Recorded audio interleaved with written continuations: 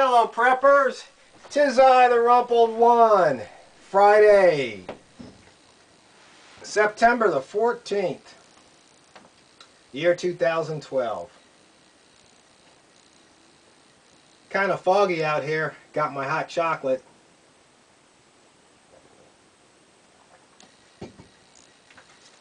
But you guys probably know I'm reading the book Thinking Fast and Slow by Daniel Kahneman. I'd like to share something in this book because you're probably wondering about, what's he talking about? My thoughts aren't my own. Well, see, this is a psychology book. And what I'm learning in this book, I haven't quite finished it, almost halfway through, is that there are people out there who are highly skilled in controlling how you think. You might find that ludicrous. You might, oh, nobody can control how I think. But guess what? They can plant seeds. They can turn you just ever so slightly and point you in the direction they want you to go in.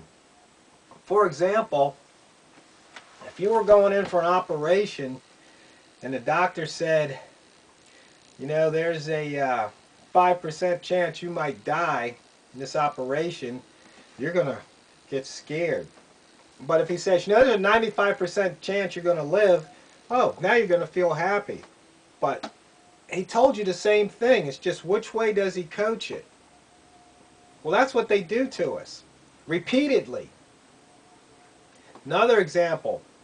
I made that video last time I was up in Mount Pilot. Remember I had a dozen cans of corn? Well, you see, in the ad it said limit 12. So I bought the max. If they had said no limit, of course, me being a prepper, I would have bought more, but most people wouldn't buy as much. In fact, they've done a study. When they put a limit on things, it almost increases sales by 100%. Can you believe that? And the reason why that works is because it induces scarcity. You're thinking, wow, if they only, that's why they're putting a limit on it, so I better get as much as I can. If they say no limit, you go, oh, there's plenty. I can always get some more when I need it. But it's just little things like that that they're doing. Mind control. I mean, is that their point? Is that their end game? Oh, yes. Oh, yes. That's their end game. Let me read from page 62. A reliable way to make people believe in falsehoods is frequent repetition, because familiarity is not easily distinguished from truth. So if you tell the lie enough times, then people are going to start believing it. Don't you think that's what our government does?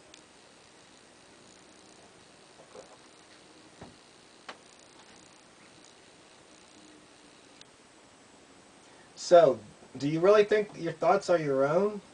That you're not influenced? That's the one nice thing about being out here by my lonesome, for the most part, is that no TV, no internet, don't even really have radio per se. Get a couple of stations, but don't get any news channels. So, I don't know what's going on out there. They can't control my thoughts. I mean, what can, nature, I'm learning from nature. The weather. Not really looking at what's going on in other parts of the world until I go into town and plug back in. So they can't really control me. Like I said, it's quiet enough out here I can hear myself think my own thoughts. don't get that repetition of lies. because they only tell you what they want you to know. I mean, how informed are you? There's a lot of things going on out there that never hit the news unless you go looking for them. But if you don't know they're out there, how do you know what to look for? It's almost a catch-22. I mean, there's discoveries in science, and I mean, physics, mathematics, you know, you got medicine, psychology. There's just all kind of things going on. You know, new inventions. How do you know about them?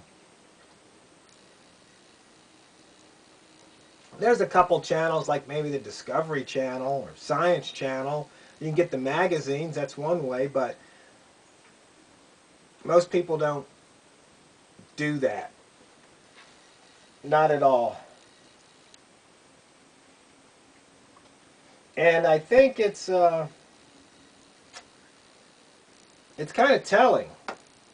You know, what's this got to do with prepping? Well,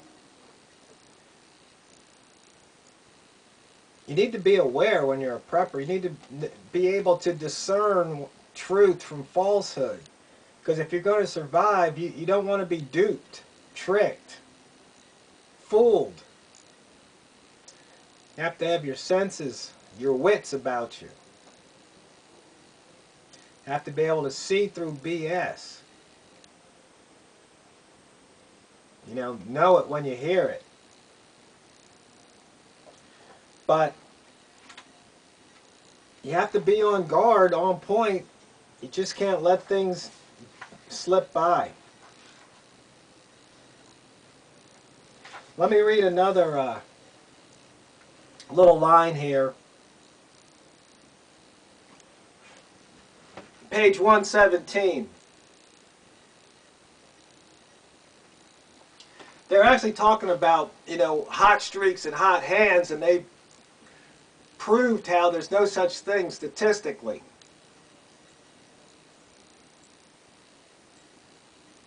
He said, the public reaction to this research is part of the story. The finding was picked up by the press because of its surprising conclusion, and the general response was disbelief. When the celebrated coach of the Boston Celtics, Red Auerbach, heard of Gilovich and his study, he responded, "Who is this guy? So he makes a study. I couldn't care less." The tendency to see patterns and randomness is overwhelming. Certainly more impressive than a guy making a study. So, basically what's being said is, I don't care about what's true, I just care about what I believe. Ponder that. You know, some people don't want to be bothered with the truth, because then they got to deal with it. Because if they believed one thing, now they have to believe something else. They're going to have to change, and who knows what ramifications that might have. You have to remember, people were killed because they said the world was round and that the world wasn't the center of the universe. Don't believe me? Look it up. I mean, we saw what happened in Libya because of a movie.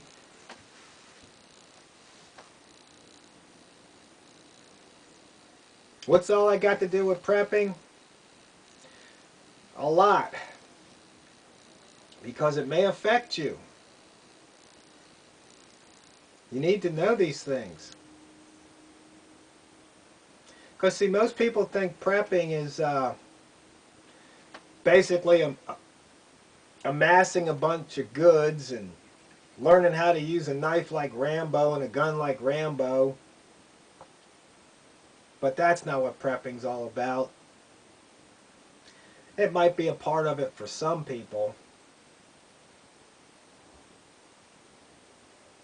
But to me, it's a way of life, it's a state of mind, it's a philosophy. Not quite a religion, and no, it's not a cult. And it certainly isn't a marketing tool for me. No.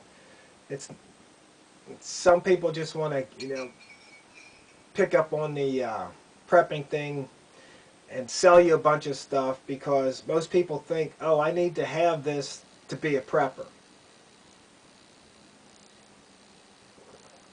Whereas, if anything, the opposite's true. If you're a prepper, you don't need anything.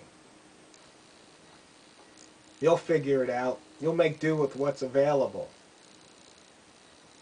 That's the real prepper. Of course, if you can, you want to be prepared. That's the Boy Scout part. I don't know, do they call them Boy Scouts anymore, or are they just Scouts? I think don't they let girls in the Boy Scouts? I don't know. That's another topic, I guess. But anyway, this video might be in the boring zone by now. But anyway, I'm still reading this book here, Thinking Fast and Slow. It's one of those things where you're not going to learn this stuff unless you seek it out. Unless you maybe go to a college, university, and you're in the PhD program.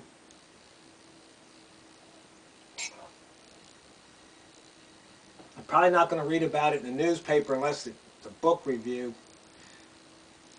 But, that's one time, one day, it's in the paper, and then if you missed it, you missed it. And that's why you have to be prepared. Because if you fail to prepare today, you're preparing to fail tomorrow.